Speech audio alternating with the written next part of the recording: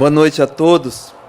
É um privilégio novamente estarmos reunidos na casa do Senhor e assim para ouvir a sua voz. E pedimos realmente que hoje o Senhor fale aos nossos corações. Então vamos abrir as nossas Bíblias na carta de Paulo aos Efésios, onde nós estamos estudando. Efésios, capítulo 3. Nós vamos fazer a leitura iniciando no capítulo 3, o verso 14, ao final do verso 21. É uma oração maravilhosa que o apóstolo Paulo está fazendo mesmo a Deus. Efésios, capítulo 3, verso 14, ao final do capítulo. Faremos a leitura juntos e no final nós faremos uma oração. Então leiamos Efésios capítulo 3, verso 14. Diz assim a palavra do Senhor: Por esta causa me ponho de joelhos diante do Pai, de quem toma o nome toda a família, tanto no céu como sobre a terra, para que, segundo a riqueza da sua glória, vos conceda que sejais fortalecidos com poder, mediante o seu Espírito no homem interior, e assim habite Cristo nos vossos corações, pela fé, estando vós arraigados e alicerçados em amor, a fim de poderdes compreender com todos os santos qual é a largura e o comprimento e a altura e a profundidade, e conhecer o amor de Cristo, que excede todo entendimento, para que sejais tomados de toda a plenitude de Deus. Ora, aquele que é poderoso para fazer infinitamente mais do que tudo quanto pedimos ou pensamos, conforme o seu poder que opera em nós. A Ele seja a glória, na Igreja, em Cristo Jesus, por todas as gerações, para todo sempre. Amém. Senhor, muito obrigado mais uma vez, Pai, porque realmente somos privilegiados nessa noite de estarmos reunidos assim para juntos, Pai, ouvir a Tua voz.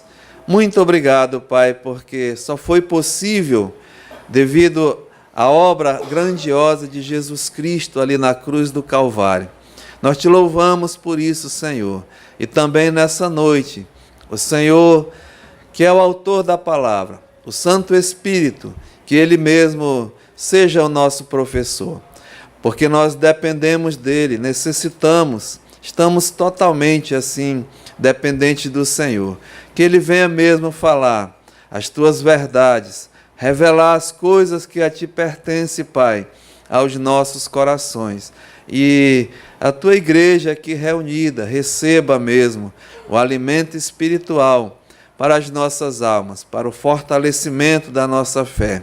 E também, Pai, nós Te rogamos, se há entre nós alguém que não tem a salvação, o Senhor que é o autor da salvação, o Senhor mesmo que a dá a quem Te apraz, o Senhor tenha misericórdia, Pai, dessa vida preciosa, e assim faça uma obra toda especial.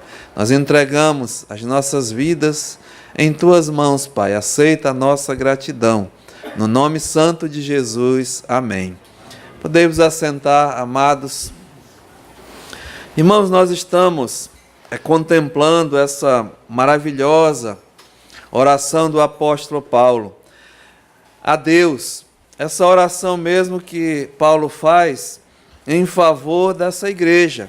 A igreja ali em Éfeso. Mas, assim, nós entendemos que não é só para a igreja ali em Éfeso, mas para a igreja universal de Jesus Cristo, espalhada sobre toda a terra, em todas as épocas, e também para nós hoje à noite aqui, né? Uma oração tão especial, oração mesmo, aliás, a segunda oração, né? Nós mostramos que Paulo, eu acredito, assim, na minha humilde opinião, é uma das mais belas, mais profundas orações assim escritas pelo apóstolo Paulo à igreja de Jesus Cristo. Na primeira oração nós vimos, logo no início do capítulo 1, no verso 18, esse homem, ele ora à igreja ali pedindo ao Deus e Pai, ao Deus da glória, um espírito mesmo de entendimento, de compreensão, para que a igreja saiba, para saberdes. Efésios 1,18, ele diz, olha, iluminados os olhos do vosso coração, para saberdes qual é a esperança do seu chamamento, qual a riqueza da sua glória, da sua herança nos santos, e qual a suprema grandeza do seu poder para com os que cremos. É um pedido mesmo para que a igreja ali saiba, né, de realmente quem nós somos em Cristo Jesus e o que nós temos, os privilégios assim que nós temos em Cristo Jesus. Mas essa segunda oração aqui, né, Paulo, depois de revelar no capítulo 3 o plano de Deus, o plano eterno de Deus em relação à igreja, né? Não só o plano, mas nós vimos assim, o produto desse plano, os privilégios que é ser pertencente à igreja, um povo, como ele diz aqui no capítulo 3 e verso 6, a saber, né, que um povo chamado gentil, não judeu, um povo mesmo até desprezado, renegado, um povo que não era bem-vindo, né? Ele mesmo chama esse povo de sem Cristo, sem comunidade, sem mesmo as alianças, estranhos, sem esperança e até sem Deus nesse mundo, é um povo gentílico. Porém, né, por Jesus Cristo, diz aqui no verso 6, a saber que os gentios agora são co-herdeiros com Cristo, membros do mesmo corpo e coparticipante da promessa em Cristo Jesus por meio do Evangelho, ou seja, os privilégios, né, que o Evangelho mesmo, aliás, as insondáveis riquezas de Cristo, através do Evangelho, nos proporciona. E vimos também, né, o propósito de Deus, através da igreja, em revelar mesmo, como ele diz aqui no verso 10, para que pela igreja a multiforme sabedoria de Deus seja conhecida, né, não só nos céus, conhecida dos principados e potestades, nos lugares celestiais, mas também na terra, né, a todos. Então, é esse mesmo plano, os privilégios e o propósito. Mas aqui Paulo, ele faz essa petição, essa oração. E vimos que, como na primeira, né, Paulo queria que a igreja soubesse para saberdes, e aqui agora Paulo pede que a igreja, pede a Deus, para a igreja tenha mesmo o entendimento, né? O entendimento, a compreensão, como ele diz aqui no verso 18, olha, a fim de poderdes compreender com todos os santos qual é mesmo aquilo que nós temos em Cristo Jesus. A compreensão, não só, né, o que somos e o que temos, mas para compreender e botar em prática em nossas vidas. Esse é mesmo o propósito dessa oração. E aí Paulo, ele mesmo, nós mostramos aqui, né, ele ora, verso 14, por esta causa, ele se coloca numa atitude mesmo de submissão a Deus, né? Me ponho de joelhos. E nós mostramos assim que é uma atitude não só externa, mas Paulo se põe de joelhos da alma, né? Dependendo totalmente de Deus, e roga ao Deus e Pai, a quem toma o nome toda a família, tanto no céu assim como na terra. E aqui diz, né, realmente o pedido, a petição, começando no versículo 16, para que segundo a riqueza da sua glória. E nós mostramos alguns estudos atrás, falamos, né, da insondável, da incontável, da interminável riqueza da glória de nosso Senhor Jesus Cristo. Mas Paulo pede, né, essas insondáveis, a riqueza da glória, para quê? Para que vos conceda, primeiramente, que sejais fortalecidos com um poder mediante o seu espírito no homem interior. É a primeira petição dessa oração. E nós paramos aqui, né? E estamos assim meditando juntos, porque Paulo quer que a igreja, o homem compreenda, né, a necessidade mesmo do poder do Espírito Santo para as nossas vidas. Ou seja, essa petição é exclusiva para o crente, para o Filho de Deus, para aquele mesmo que, né, foi selado pelo Espírito Santo. Então, Paulo está pedindo aqui, né, o fortalecimento do poder do Espírito Santo no homem interior. Ou seja, é só quem tem, né, o Espírito Santo, a presença do Espírito Santo na vida, é que vai mesmo poder receber, né, esse poder. E eu, semana passada, mostrei que todos que são crentes, todos que são nascidos de novo, têm o Espírito Santo. É a marca, né, é o selo. Mas nem todos têm o poder do Espírito Santo nas suas vidas. E assim nós mostramos, e essa é a oração, que possamos compreender essa necessidade do poder para vivermos, né? Por quê? Porque, amado, nós estamos numa caminhada, né? Numa carreira. A vida cristã, né, é uma vida de fé, é a carreira da fé. E o apóstolo Paulo, ele deixa bem claro isso, até no final da sua vida, ele diz, né, completei o bom combate,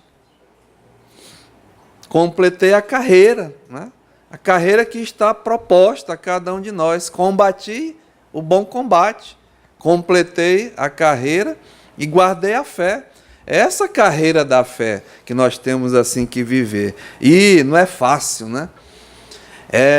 É uma parte bem prática. Então Paulo está orando por isso, a preocupação dele, que nós devemos assim ter o poder do Espírito Santo para enfrentar essa carreira que não é fácil, é dura, né? E semana passada eu mostrei a dureza que nós temos os inimigos. E como Paulo está falando aqui de um homem interior, né? Fortalecimento do homem interior, nós temos inimigos. E o primeiro, duríssimo, né, somos nós mesmos, é a nossa carne, essa carne que combate, que faz uma oposição entre mim, né, e o espírito, entre a velha natureza, essa natureza carnal, e a nova natureza espiritual. Não há, né, conciliação. Muito pelo contrário, há um combate constante. E eu fiz questão, no estudo passado, de mostrar com bem detalhes, né? E Paulo, escrevendo aos Gálatas, ele mostra claramente isso, olha, esse combate da carne com o espírito, né? Em Gálatas, no capítulo 5, E o versículo 17 ele diz: porque a carne, ela milita contra o espírito. É uma linguagem militar mesmo, né? Uma linguagem de guerra. A carne milita contra o espírito e o espírito contra a carne, porque são opostos entre si. Não há conciliação, é um contraste mesmo, né? E eu mostrei mesmo a guerra que é estabelecida no homem interior. E se nós não tivermos realmente o fortalecimento do poder do Espírito Santo, nós não vamos vencer, não, irmãos. Então, a importância mesmo. Eu mostrei não só o inimigo do homem interior, né, que assim é o inimigo íntimo, eu diria, mas os dois inimigos exteriores nessa guerra, nesse combate. Mostrei o mundo, né, o velho mundo, e tudo que mesmo assim é concernente a ele, contra nós, inimigo de Deus, nosso inimigo, ferrenho, né? E o Satanás, o diabo, inimigo de Deus e nosso inimigo. Então, 3, né, inimigos poderosos. E precisamos, irmãos, do auxílio, né? Precisamos realmente do fortalecimento do poder do Espírito Santo para viver. Mas não só saber e conhecer quem é os nossos inimigos, né? Mas precisamos assim, viver, mesmo se encher do Espírito Santo, desse poder. E isso é um exercício, é uma prática. Tanto é que o apóstolo Paulo, né, ele diz aqui, olha, nesse mesmo capítulo 5, e no versículo 16, digo, porém, veja, andai o quê? No Espírito, para que jamais satisfareis os desejos da carne. Então, não só para combater, mas para viver, né? Para andar no Espírito. Veja o que ele diz aqui no versículo 18. Não só andar, mas verso 18. Mas se sois guiados pelo Espírito, não só andar no Espírito, mas ser guiados pelo Espírito. Não é? Andar pelo Espírito, ser guiado pelo Espírito. E veja no versículo 25. Se vivemos no Espírito, andemos também no Espírito.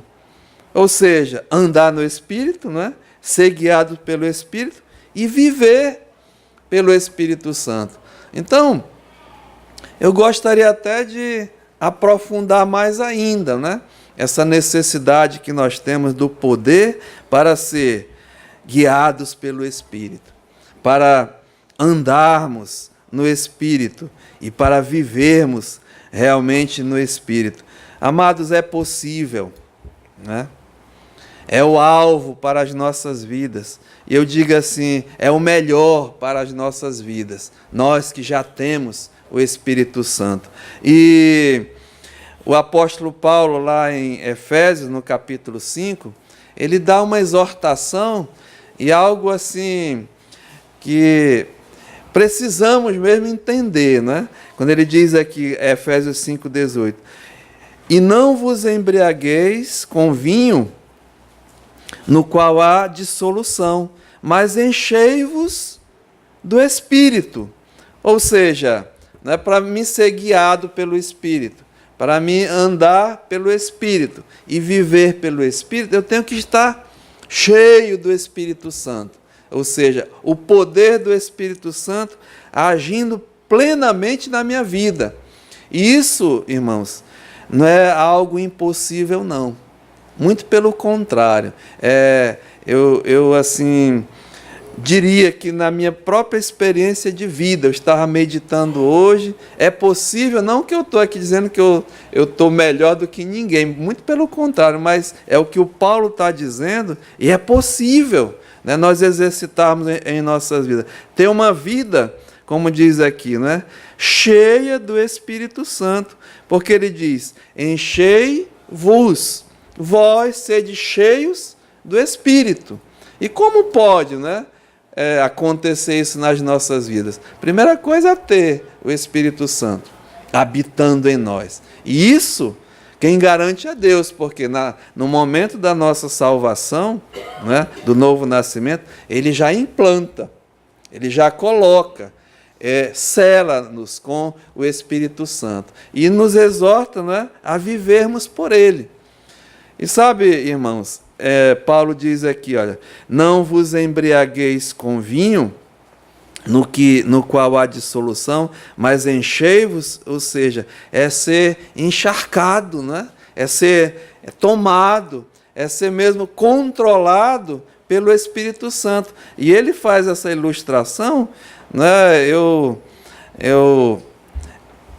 não só sei, mas todos nós sabemos, quando ele diz aqui, o vinho, ele está tratando mesmo do álcool.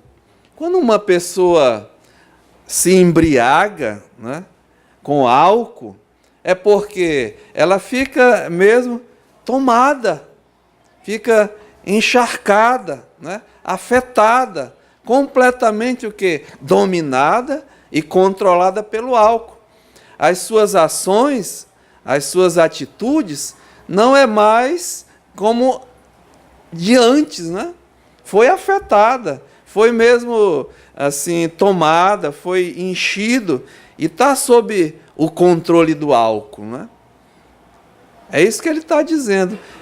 E andar mesmo cheio do Espírito Santo é ter uma vida controlada, ou seja, dirigida, né? Encharcada, ser afetado na sua plenitude pelo Espírito Santo. E tem que ser exercitado isso na minha vida e na sua. É possível sim, eu acredito plenamente disso. Ou seja, ter uma vida controlada, uma vida dirigida, submissa. É uma vida de submissão ao Espírito Santo, né? E, irmãos, isso vai acontecer quando realmente eu e você, nós compreendermos. Por isso que o Paulo ora, Senhor, dá compreensão para eles terem o quê? O discernimento e a necessidade de ser dominado, de ser controlado pelo Espírito Santo. E para isso, assim, no meu homem interior, não é? Eu tenho que tomar uma atitude, uma resolução na minha vida e procurar mesmo me embriagar cada vez mais, né? Ser tomado, me encher do Espírito Santo. E como, né, eu posso fazer isso? Irmãos, essa é a maior luta, porque é a minha, era a de Paulo, e eu acredito que é a sua luta hoje à noite. A nossa maior luta, o maior combate, é com o meu eu. É o Herbert, né? É o velho Herbert, sou eu. Essa luta é comigo. Ou seja, é interior, é íntima. Essa batalha do eu, do meu eu. O problema, né?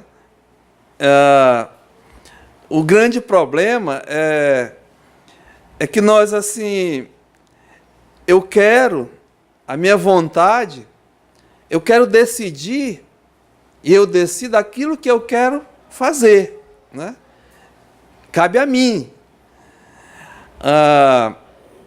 Eu vou fazer, eu escolho, e eu vou, né? Sou eu que quero.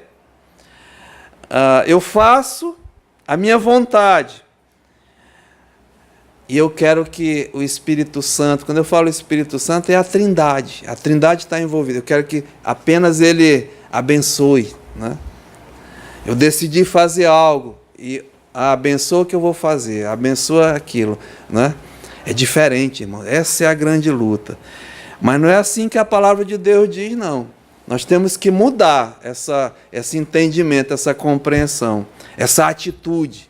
Se realmente o Espírito Santo ele vai me controlar, ele vai me dominar. Não sou mais eu que vou decidir a minha vida. É o Espírito Santo. Eu vou ser guiado por ele, não é? E como é que eu vou saber isso? Como é que eu vou entender? É através da palavra de Deus.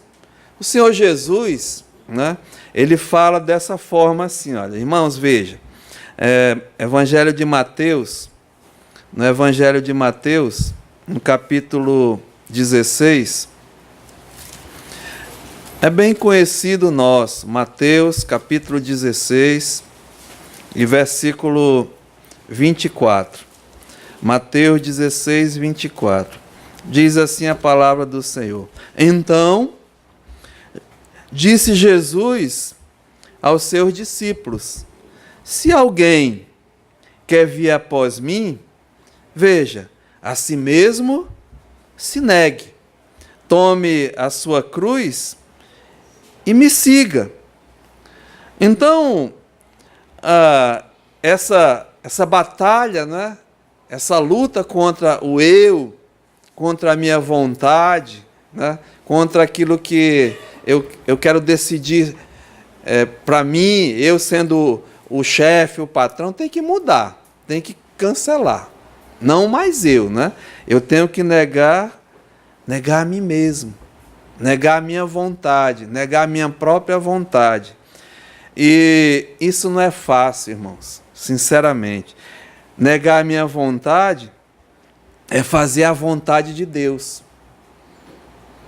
Se eu quero ser dirigido pelo Espírito Santo, primeiro eu não tenho que ter mais vontade própria, né? Eu tenho que negar a minha própria vontade. E sim, conhecer e entregar-me à vontade de Deus. E é o Espírito Santo, através da palavra, que dirige, que guia. E a vontade de Deus, eu lhe garanto que é melhor do que a minha, né? Porque a vontade de Deus, a Bíblia diz que ela é o quê? Boa, agradável e perfeita para as nossas vidas. Tem mesmo a perfeição, é o melhor. É garantia que vai ser o melhor.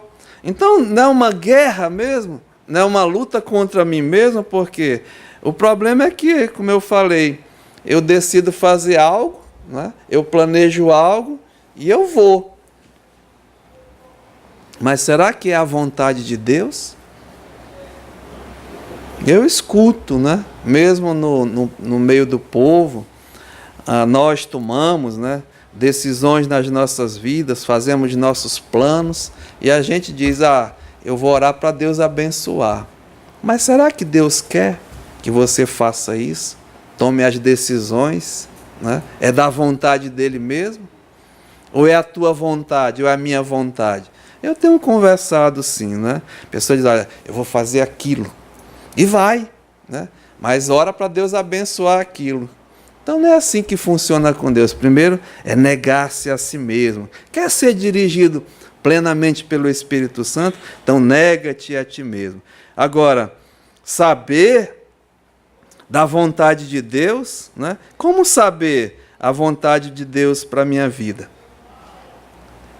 Eu coloquei assim 3 atitudes que nós podemos ter, né, em relação assim, à vontade de Deus. A primeira é ignorar a vontade de Deus.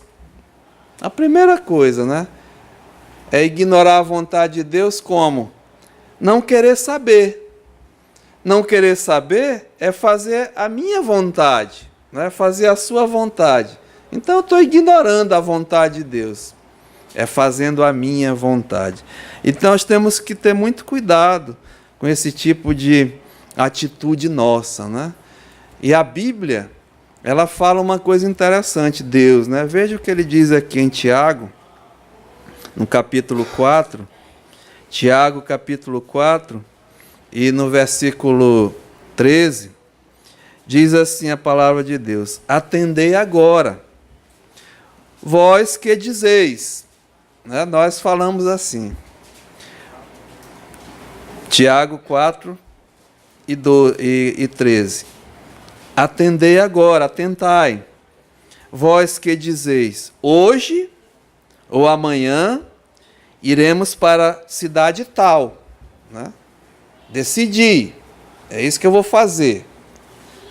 E lá passaremos um ano, e negociaremos, e teremos lucros. Faz-se o projeto para a sua vida, para a minha vida, né? E estabelece e vai, né? Diz, eu vou.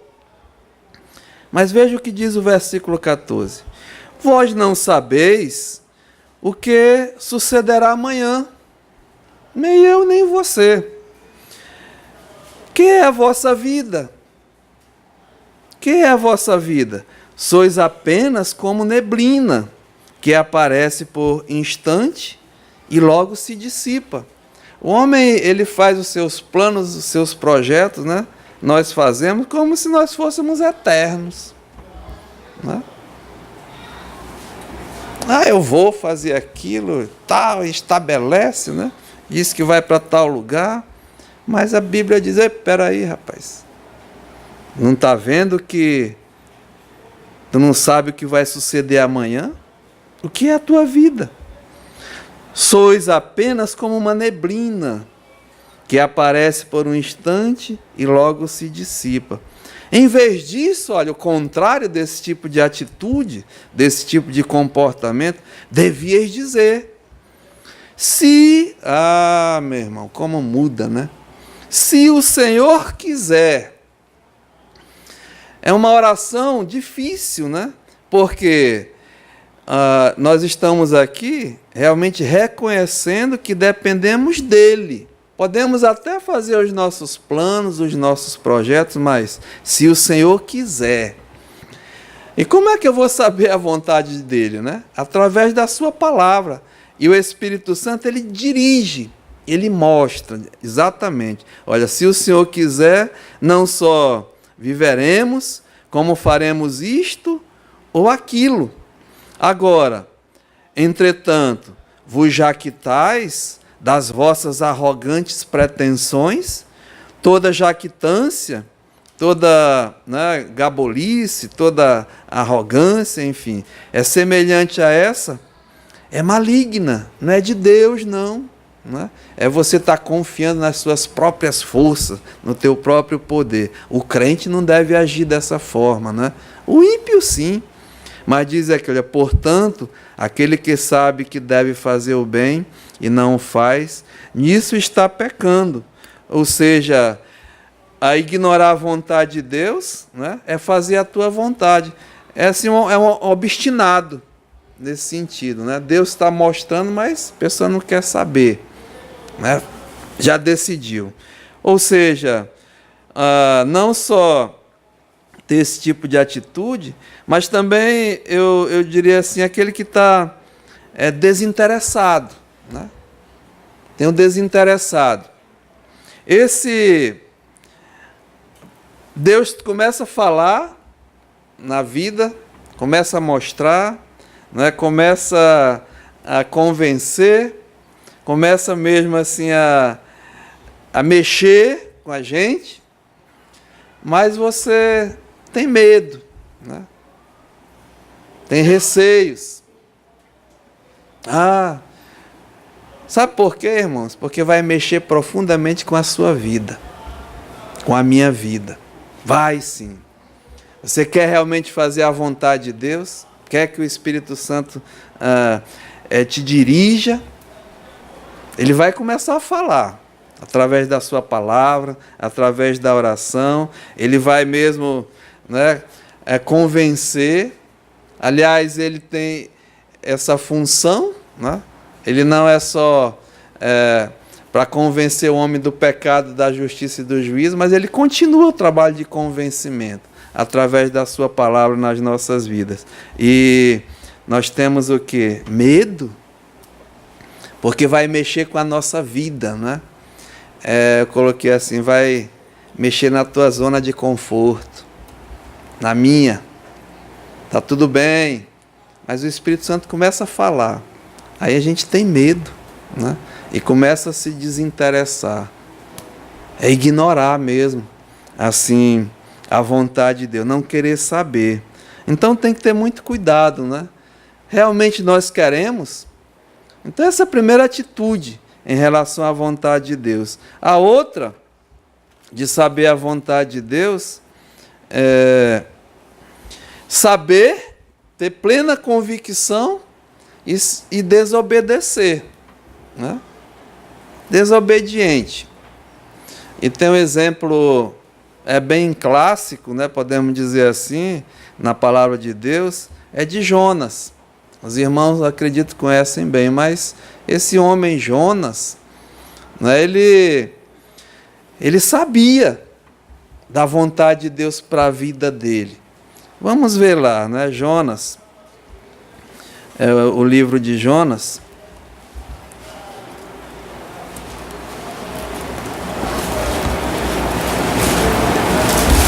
Logo no primeiro capítulo,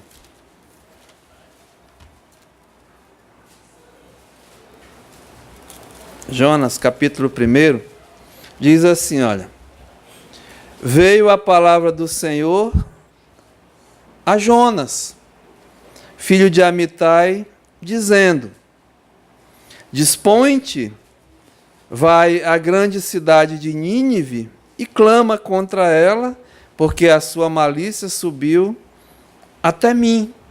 Então Jonas, né, o Espírito Santo, a palavra de Deus veio diretamente a ele. Foi Deus falando com ele. Irmãos, Deus nos fala através de quem? Da sua palavra, né? Todo dia, a cada um de nós. E aqui Jonas diz, olha, veio, dispõe-te, vai. E interessante que foi diretamente ao Jonas, a pessoa do Jonas, né? Vai. E está aqui o propósito para a vida do Jonas. Vai ser mesmo um pregador, né? Vai proclamar as verdades a quem? A essa cidade, porque ela está mesmo condenada pelo pecado. Então Jonas sabia qual era a vontade de Deus. Mas qual foi a atitude dele em relação à vontade de Deus? Está aqui no capítulo 1, versículo 3. Diz assim, Jonas, né, se dispôs, mas para fugir da presença de Deus, né? Essa foi a atitude dele. Deus está dizendo, olha, vai, faz isso, e tu, ele diz, olha, vou nada, né? É uma atitude mesmo de desobediência. Jonas mesmo se dispôs, mas foi para fugir, para desobedecer. Irmãos, é um perigo muito grande na tua vida e na minha vida. Desobedecer à vontade de Deus, aquilo que Deus está mandando você fazer.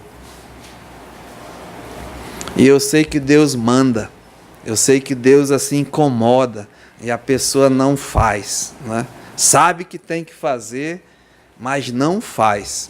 O Espírito Santo está mostrando, está guiando, está dizendo, mas não faz. Desobedece. E é muito perigoso. E aqui diz, olha, o que esse homem fez, né? No versículo 3. Jonas se dispôs,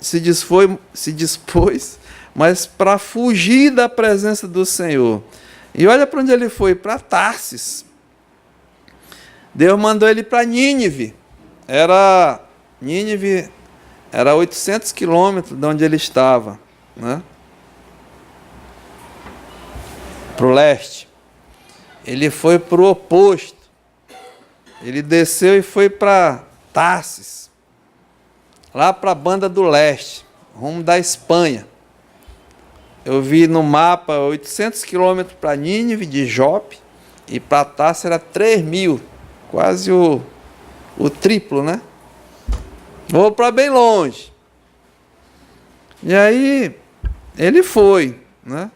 Aí começou a descer a vida dele, né? Os teólogos aqui falam que vai descendo, né? E é mesmo, ele diz, olha, tendo descido para Jope, achou o navio que ia para Tarsis, Pagou, pois, a sua passagem, embarcou nela para ir com eles para Tarsis, para longe da presença do Senhor.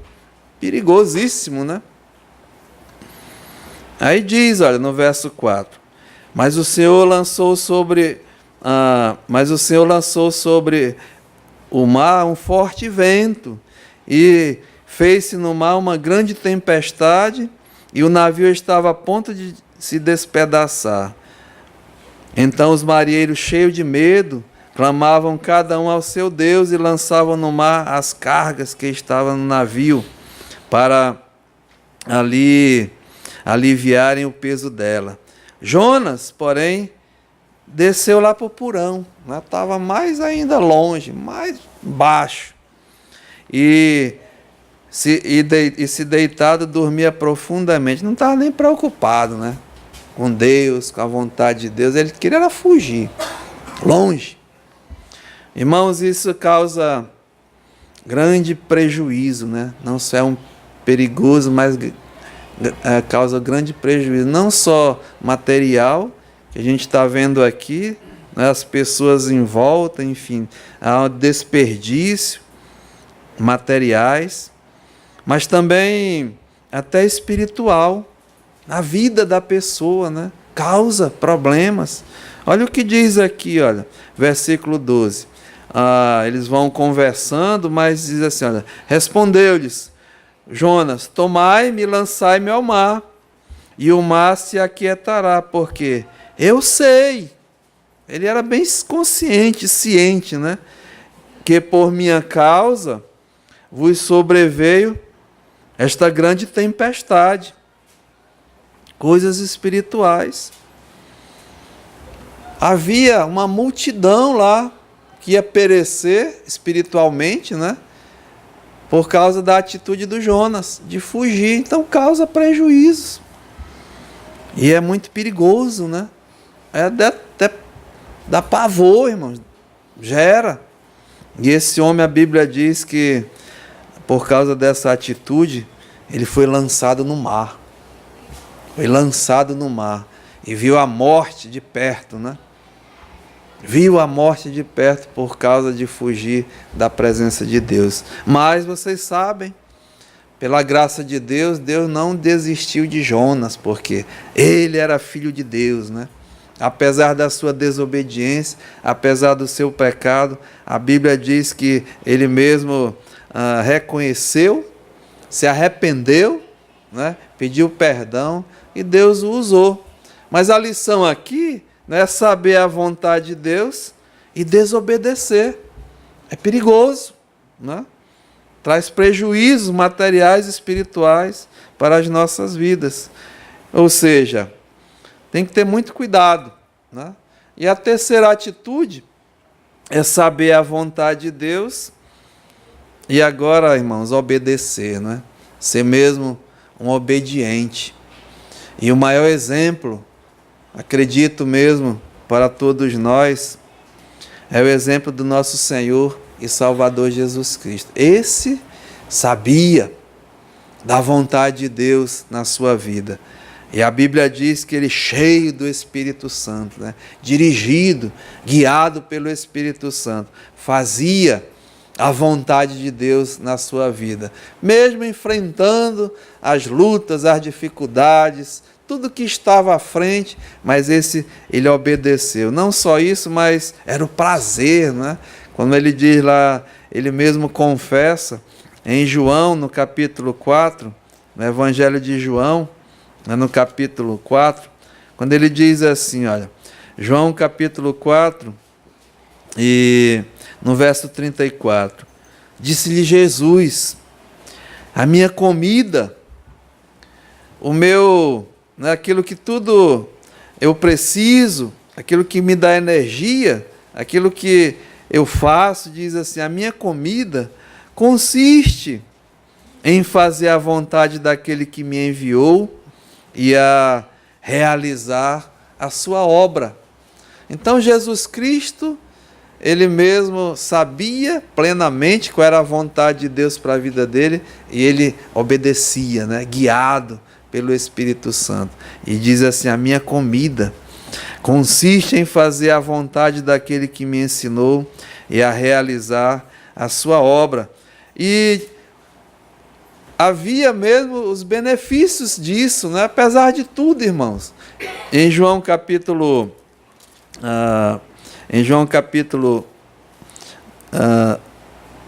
8, olha o que ele diz aqui, e o verso 29. João 8, 29. E aquele que me enviou, Deus, está comigo, sempre. Não me deixou só. Está sempre do meu lado, porque eu faço sempre o que lhe agrada. Era mesmo a tônica, né, da vida de Jesus Cristo. E nós vemos assim o exemplo de uma pessoa, de um homem totalmente, né, cheio do Espírito Santo, assim, fazendo mesmo a vontade, sendo obediente. Tanto é que lá em Isaías, né, a Bíblia diz que ele verá o fruto do penoso trabalho, da obra, e ficará o quê? Satisfeito. A satisfação que dá, a alegria mesmo que dá em saber a vontade de Deus e fazer realmente a vontade de Deus. Então, assim, é esse tipo de atitude, de comportamento que, quando o apóstolo Paulo, volte lá em Efésios, né, no capítulo 3, onde nós estamos olhando essa oração, a gente começa mesmo a entender o que esse homem diz, né? Eu quero que vocês compreendam, quero mesmo que vocês entendam que precisam, né, sejam fortalecidos, Efésios 3,16, com o poder do Espírito Santo no homem interior. Vamos mesmo, né, irmãos, exercitar, vamos mesmo, não só Paulo ora pedindo poder, mas que nós possamos ser cheios, ser mesmo dirigidos, ser mesmo encharcados, né? Tomados, controlados pelo poder do Espírito Santo. E eu acredito certamente, né, que ele vai nos dirigir, nos guiar. Apesar de tudo, vamos sim enfrentar os inimigos das nossas almas, os inimigos íntimos, né, o inimigo íntimo, e com o poder do Espírito Santo, vamos sim, irmãos. Eu assim termino. Eu disse que ia terminar mais cedo hoje para a Simone, porque tem ensaio do coral, né, para ajudar eles. Mas diz assim, olha, Colossenses 3,15, irmãos. Algo interessante aqui, Colossenses 3,15. Diz assim, olha, e a paz de Cristo seja o árbitro em vossos corações. Aquele que vai dirigir, né? O árbitro é o que vai controlar, é mesmo que vai ser aquele que manda na partida, né? Mas aqui está dizendo a paz de Cristo, ou seja, o Espírito Santo que habita em nós. Jesus disse, eu vos deixo a paz, a minha paz vos dou. E a presença do Espírito Santo, o Consolador, ele seja o árbitro, aquele que vai dirigir as nossas vidas, aquele que mesmo vai nos ajudar a saber qual é a vontade de Deus, aquele mesmo que vai mostrar. O Espírito Santo, ele guia, né? Ele revela, ele mostra através mesmo da palavra de Deus. E que nós possamos assim, irmãos, exercitar isso, né? Eu, hoje pela tarde, eu estava orando, dizendo, Senhor, me ajuda a deixar que o Espírito Santo mesmo dirija totalmente a minha vida. Ele mesmo guie os meus caminhos. Ele mesmo seja aquele que vai dar a direção, né? Aquele mesmo que vai mostrar o caminho que eu devo ir, que é a vontade de Deus para a minha vida. Irmãos, nós vamos ter lutas, dificuldades, né? Mas eu lhe garanto que é o melhor, porque um dia, assim, por várias circunstâncias, mas assim, pela compreensão, pelo crescimento, pela vontade mesmo, eu de coração orei: Senhor, eu quero fazer a tua vontade, me ajuda. E Deus começou a mexer na minha vida, né? Me tirou da minha zona de conforto. E eu lhe digo honestamente, hoje eu estou assim feliz, porque eu tenho mesmo experimentado que a vontade de Deus para a minha vida é melhor, que ela é boa, que ela é agradável. Não que mudou, né, em termos de trabalho, muito pelo contrário, aumentou as dificuldades, tudo, mas não tenho nenhuma dúvida, irmãos, que é o melhor. E eu compartilho com os irmãos humildemente, sinceramente, porque é a palavra de Deus. Quando nós deixamos realmente Deus agir, Deus guiar, Deus dirigir, é o melhor, lhe garanto. Por isso que o salmista diz, né? Entrega o teu caminho ao Senhor. Entrega. Deixa Ele dirigir. Confia. Confia na sua palavra. E o mais Ele vai fazer. Que Deus possa nos ajudar nessa noite, né? E que essa compreensão que o Paulo quer, que o Paulo ora, que o Paulo pede, aumente mais e mais na minha vida, na sua vida, nos nossos corações. E possamos assim deixar, né? Entregar e o Espírito Santo agir. E, irmãos, vai haver uma transformação. Eu não tenho nenhuma dúvida na sua vida e na minha vida.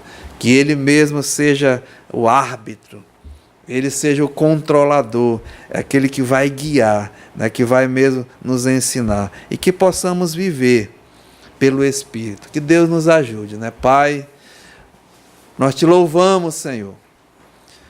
Nós queremos te dizer que é a verdade, Senhor. Nós queremos dizer, Pai, que precisamos realmente do poder do Espírito Santo para as nossas vidas. Precisamos, Pai, compreender o que o Senhor mesmo quer de cada um de nós, independente das circunstâncias. Que o Senhor mesmo possa nos guiar, nos dirigir, e o Senhor isso faz, Pai. Mas que possamos, assim, tomar essa atitude, essa resolução nas nossas vidas e mesmo entregar ao Senhor, sabendo que o Senhor tem o melhor, sabendo que a Tua vontade é a melhor para as nossas vidas. E assim, Pai, nos ajuda, porque somos pequenos, somos fracos, temos temores, temos inimigos, medos assim, Senhor. Mas não nos permita, Pai, que possamos assim o meu eu vencer, mas que eu possa diminuir, negar-me a mim mesmo, deixar mesmo o Senhor agir. E eu tenho certeza, Pai, que será o melhor para as nossas vidas. Aceita, Pai, a nossa gratidão. E eu te rogo também, Pai, por essa conferência, que o Senhor use grandemente tudo que vai acontecer aqui. E que possamos ser, mais uma vez, Senhor, desafiados por Ti, para fazer a Tua vontade. Usa grandemente esse final de semana. Tudo que vai acontecer, as missões, e especialmente o Teu servo que vai trazer a Tua palavra, para nos desafiar, Senhor, e encorajar, e saber mesmo que está contigo, está vivendo para o Senhor, é mesmo incomparavelmente melhor. Nos ajuda, aceita a nossa gratidão. No nome de Jesus, amém.